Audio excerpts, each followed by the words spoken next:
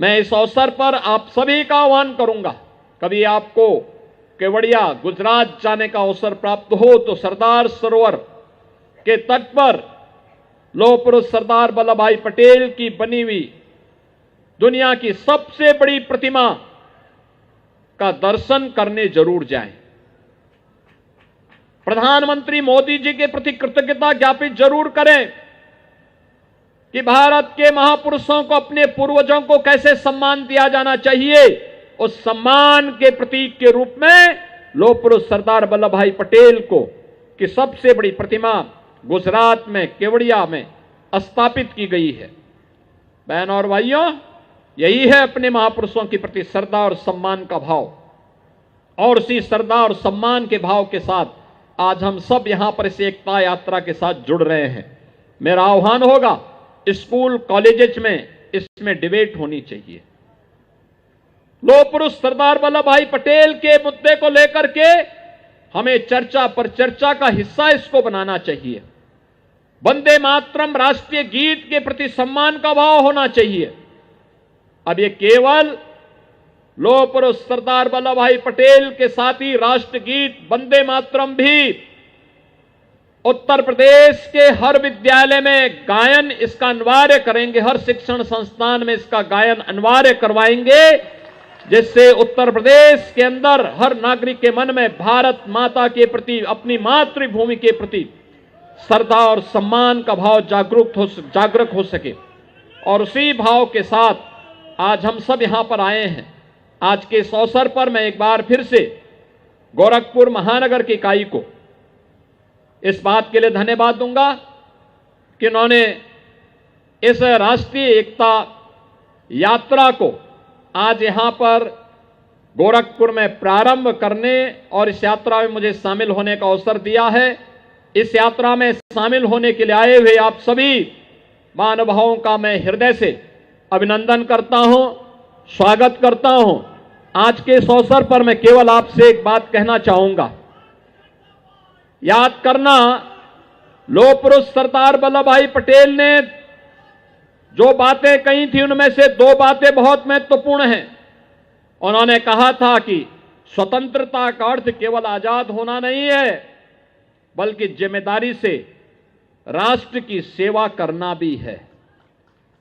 दूसरा उन्होंने कहा था, जिस देश का युवा जागृत होता है उस देश को कोई गुलाम नहीं बना सकता।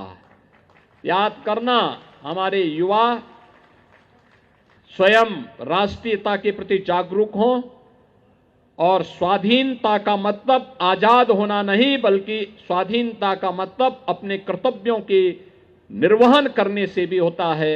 यही लौह पुरुष सरदार वल्लभ भाई पटेल का मार्गदर्शन है। ये एकता यात्रा हर 403 विधानसभा क्षेत्रों में आयोजित होने जा रही है। हर विधानसभा क्षेत्र में 10 किलोमीटर की यात्रा, व्यापक जन जागरण के कार्यक्रम, स्वदेशी और स्वावलंबन को ध्यान में रख करके प्रत्येक नागरिक के मन में राष्ट्रीयता का भाव पैदा हो। और ये सुखद संजोग है कि सरदार वल्लभ भाई पटेल जी की 150वीं जयंती कार्यक्रम के समारोह तो प्रारंभ हुए ही है। यह वर्ष भारत के राष्ट्रगीत वंदे मातरम के भी 150वें वर्ष में प्रवेश करने के उपलक्ष्य में भी आयोजित हो रहे हैं। आप याद करिए, एक ऐसा गीत जिसने पूरे भारत की सोई हुई चेतना को जागरूक करके भारत की आजादी के आंदोलन को, कौन ऐसा क्रांतिकारी रहा हो 1876 के बाद